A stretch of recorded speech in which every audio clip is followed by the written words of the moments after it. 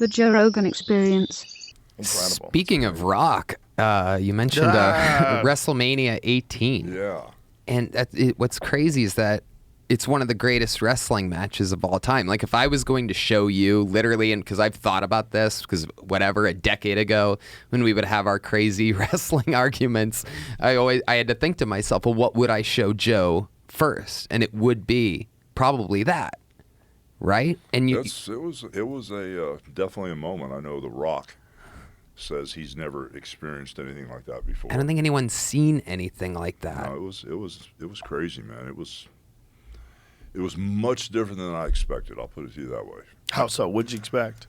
Well, I'd been working for Ted Turner for like 10 years, and I started that NWO thing with Eric Bischoff and Kevin Nash and Scott Hall. You probably know who. Which was WCW, the competitor yeah, of WWE. So we've been trying to put Vince out of business for 10 years. Yeah.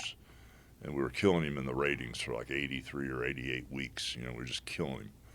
Then there was a turnaround. He brought Tyson on, and we made a bunch of mistakes, you know, programming-wise. Like, we were live, and their stuff was all taped. And we go, don't watch Monday Night Raw tonight because Mick Foley's going to beat The Rock. And this guy, so we'd give him the finishes, just dirty pool, you know. Right. So you need to watch the show because we're going to tell you who's already going to win, you know.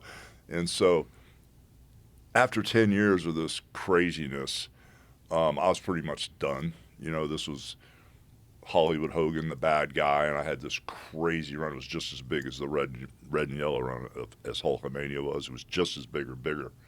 And so huge.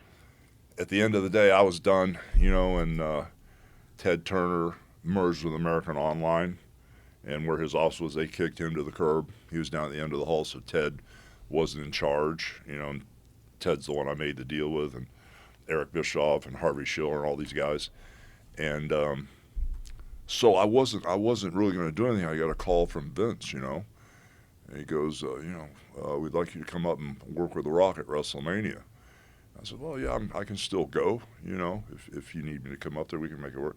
And he goes, well, you know, things, he used to call me Monster. Well, you know, Monster, you know, things are different now up here.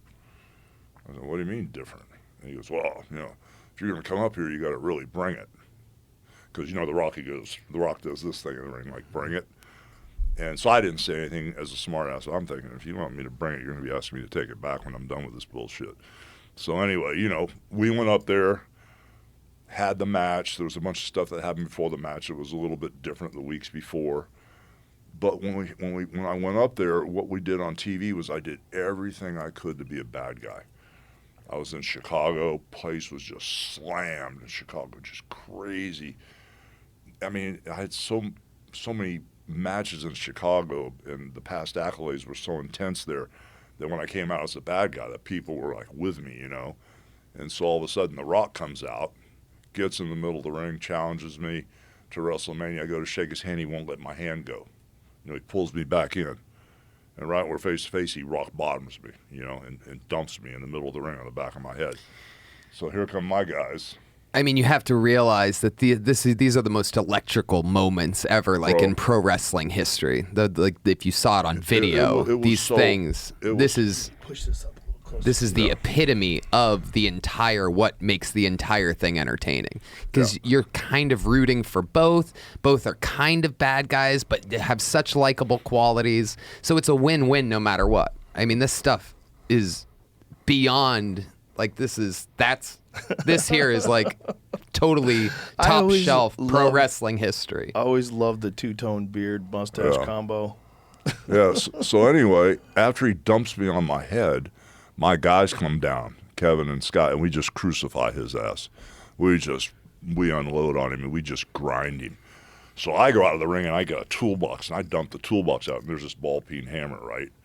So they got him hooked, and they think I'm going to hit him from the front. I go, and while they got him hooked, they thought I was going to blast him in the face with a hammer. I hit him from behind with a hammer, right? I catch him from behind. You know, I'm not killing him. I'm pretty good at what I do. Is it an actual hammer? Oh, yeah. Bro, so, I can put this thing between your forehead. I won't even hurt you. Please not. But anyway. He's a professional. No, but listen. You're hitting him with a hammer? Yeah. Like actually hit him with a hammer? Oh, yeah. But he's a professional. Yeah, believe me, I can hit you with a hammer, brother, you'd be good. You know, but. What? Yeah. Yep. No.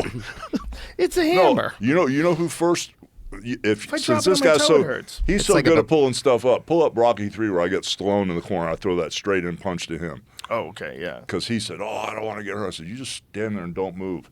Well, this straight in punch, he goes, "I've never had anybody throw a punch that looks like it was going to kill me." Yeah, no, I think this is it right here. Look. That was straight into his forehead. Yeah. He goes, "You didn't even hit me." I said, "Well, I'm not supposed to." But I did make contact. So anyway, long story short, hit him with a hammer, drag him outside the building, put him in an ambulance, put chains around the ambulance, right? I go get in a semi-truck without the trailer on it, just the cab of the semi. And, of course, as I'm getting in the cab of the semi, they pull Rock out of the ambulance. And I run that ambulance over with the semi. Oh, my God. Vince goes, "Do it again, do it again." Yeah. This is so hilarious. So anyway, you got the ambulance is chained up. Yeah. So, dude, so now the Rock's in there, and we slide him out when they cut to me. Here you go. And so at the end of the day, I did everything I could to be the worst, most evil person in the world, bad guy. And we go get in Toronto for Wrestlemania after I've done all these horrible things. Oh, my God. Now I had to back up and run him over again. Now, after I do all these horrible things, and I come out of the building at WrestleMania, and the place is cheering me out of the building. Yeah. I'm going, "Oh, my God, how are we going to fix this?" Because The Rock is splitting to go do the Scorpion King. And I'm passing the torch, giving him the rub, everything I can to help him be the greatest wrestler ever, you know? And because that guy was so good in the ring, bro, and I never worked him before, but second, third generation wrestler, instinct, timing, placement, he had everything. It took us about 7 or 8 minutes. I got it all turned back around, you know, and he had certain input that we did, and I said, "Well, if some of that stuff doesn't work, we're not doing it," you know. But it was just the craziest situation because this is it, dude. This is like the craziest shit of all time.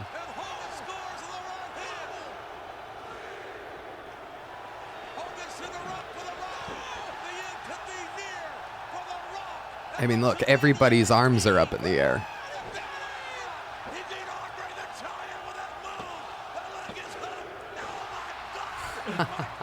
Tony is aroused. I mean, it's unbelievable. You have to realize that this is like it. Dude, the two entertainers. It was so loud And in there. how old were you at this time?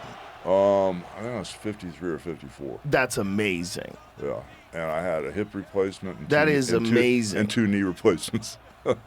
That at 54 you were still this jacked. That's incredible. Another one. WrestleMania 18. After being in 1, 2, 3, oh, 4, dude. 5. And the next year, I took Vince McMahon at Safeco Field, and actually had a blast with Vince. Got to beat the shit out of Vince. That was fun. And he's all in. Oh yeah. That crazy nut was all in. He loved it.